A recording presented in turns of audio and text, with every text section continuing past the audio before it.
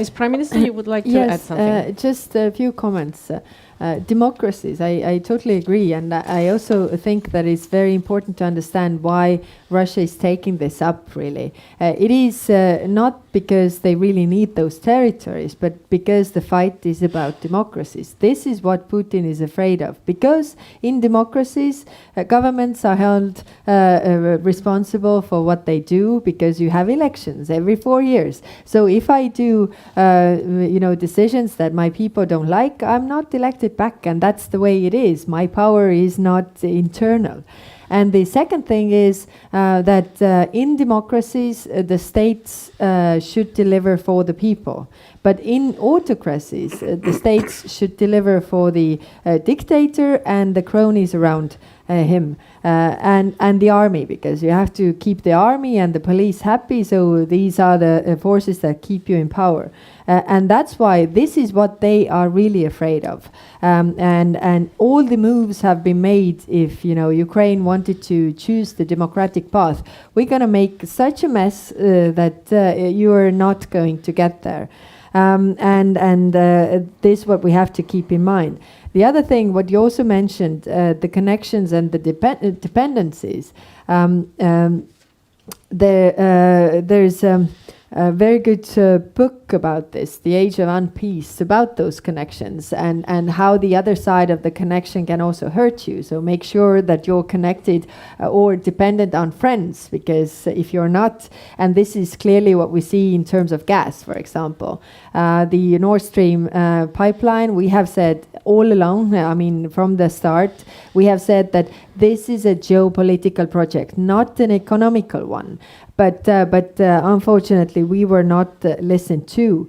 And coming to your point, not only a geopolitical commission taking up the geopolitical role, but I think the European Union has become really truly the geopolitical union that we have been thinking about, or could be the geopolitical power in this case, if we don't really mess it up and we keep the unity as long as it is possible.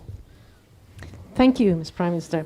I would like to go back to the changes that all three of you have mentioned. The first, the change in 1990, where the Soviet Union fall apart, and the other change in 2008, which most people realized in 2014 how bad it was.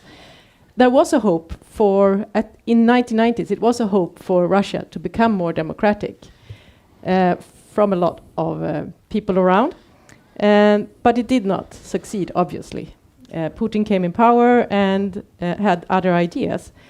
What are the possibilities for a good negotiated peace with Russia, and that will result in Russia becoming something else than it is today?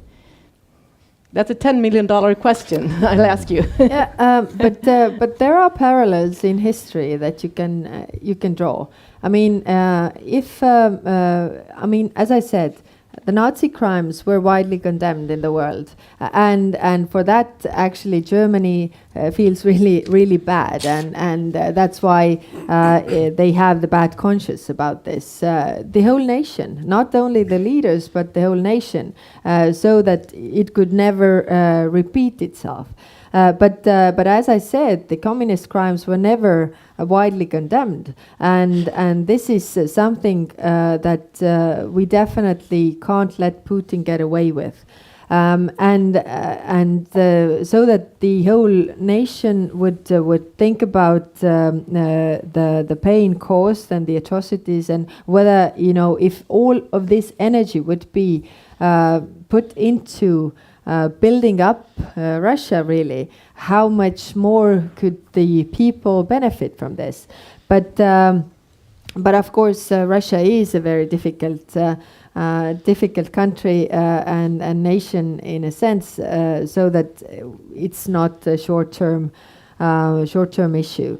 When we go back to 1990s, then I mean, when we started our negotiations for NATO, then I remember very well because my father was also one of those who was dealing with it, and he got this question a lot: that why do you need this? Russia does not pose a threat anymore. It's like no.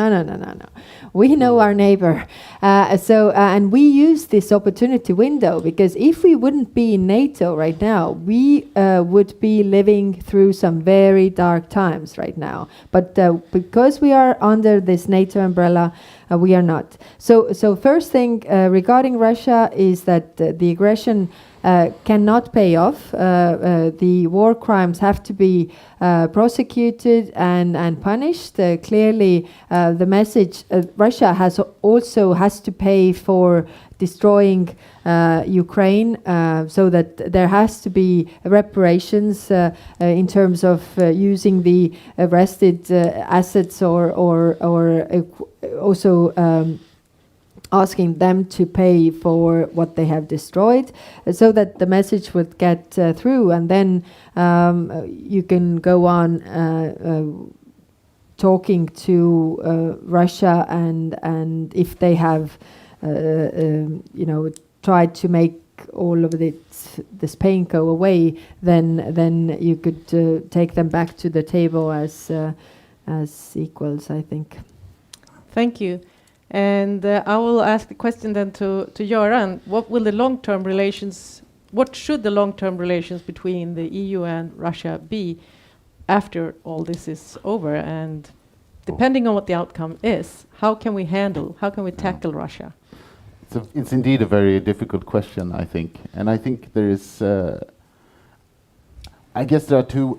It depends really on the outcome of this war. I mean, it will matter so much how this will end, what kind of strategy one could employ, and with what kind of time perspective that should entail. But obviously, I mean, it's also, we have to remember that however the war ends, geography will still be the way it is, right? So Russia will be a neighboring country, and we need to find ways to deal with it. If in the case of a situation where there is indeed a regime change in Russia, which would be necessary for that long-term perspective, then I guess it would also require lots and lots of commitment on behalf of the European Union in how to rebuild society, economically, politically, with the institutions, etc. So that commitment in Russia. Yeah. So it's just to remember, and that responsibility will also be for Ukraine in a long-term commitment from the side of European Union. I don't see, I'm not going to go any further into how this is to be done, because again, it relates to what kind of peace there will be. Of course. Jakob Hallgren, Russia is, if the comparison to Nazi Germany, the big difference is that Russia is not occupied. So it doesn't have the same possibilities, or the winners doesn't have the same possibilities to dictate the conditions, perhaps like in Germany. But what would you say would be the bilateral or the Nordic-Baltic relation to Russia afterwards? I think we're seeing a revival of the very clear-eyed views that we've had of Russia over the decades in Sweden, which were maybe a little bit confused the last 20 years and in the 1990s. And as I said before, we need to be clear-eyed about that.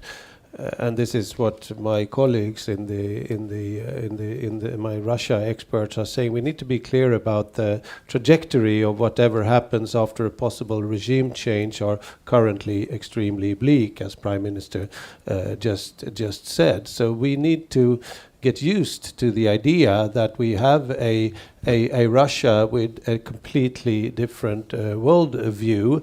I did say that we still, of course, have to think and to start to develop some kind of a policy of how democratic and liberal forces could be supported once they re-emerged. But currently, I think the outlook is relatively bleak, and I think this is ultimately one of the reasons why why Sweden has joined NATO now, because it's a mix of anger and fear to some extent, that there was somehow for some time a belief that they would accept, but that is not any longer the case. So in that case, I think all of the Nordic and the Baltic seems to have aligned themselves. Now, if I may add, I think one problematic challenge here is that the unity that we are talking about here today, which is shared, well, there might be discussions within Europe and transatlantic, how far we should go, and that unit is not. But the problem is that is not shared in the wider world. There are, I mean, we have China as the very powerful supporter of Russia, without whose consent I do not believe that Russia would have had the self-confidence to do what they've done. And if you're looking at other countries in Southeast Asia, South Asia, Middle East, Africa, Latin America, etc., there is a different view on these things. And I think it's important to remember that we need to reach out and to discuss this wider in the world, because we are more and more becoming we're ending up in a very bipolar worldview here. So what we're doing in the Nordic Baltic is important vis-a-vis Russia, but the more global views and outreach is extremely important as well, I think. Yeah. But still, in UN, the Russian aggression was condemned by Sure. vast majority of countries. Not only it's not 50-50. But it was quite fragile, unfortunately, that majority, as I understand. So No, that wasn't fragile. That was, I think, 9 countries out of. I don't have the numbers, but it wasn't fragile. It was over 2/3 majority. No, you are, of course. I just heard that some of these countries had to be convinced, and so on. So, but and the narratives we're hearing in some parts of the world. But I agree, and this is just like in the Human Rights Council. The support is solid, but this also needs to be taken into account, I believe. Göran von Sydow. No, I just wanted, in conjunction, something that Jakob mentioned already, is that actually in relations to Russia and also this crisis, and also in combination with the strong leadership of persons like Prime Minister Kallas, it has also already shifted the attention and the balance, I think, within the EU's thinking about external affairs. So in relation to this perhaps more nuanced picture of what is happening in Russia, I think this also goes for many of the member states that didn't really mind. I mean, it wasn't really on their agenda. I think this worked together with the sort of analysis made by, let's say, Baltic and Nordics and perhaps also Central Europeans. It has already affected the way the EU is thinking. For instance, in the strategic compass, the kind of sort of problems that we're looking at. And that provides also the basis for more common capacity and actions in the EU, because we need to remember, I think, in the longer term, now where there's a very strong and well-functioning transatlantic link, but there is no absolute guarantee that this will work the way it does in the future. And therefore, Europeans will need to take more responsibility and will need to think more about its neighborhood in this context. Thank you. Ms. Prime Minister, you are, as mentioned, a strong leader and have been very clear on your support to Ukraine. When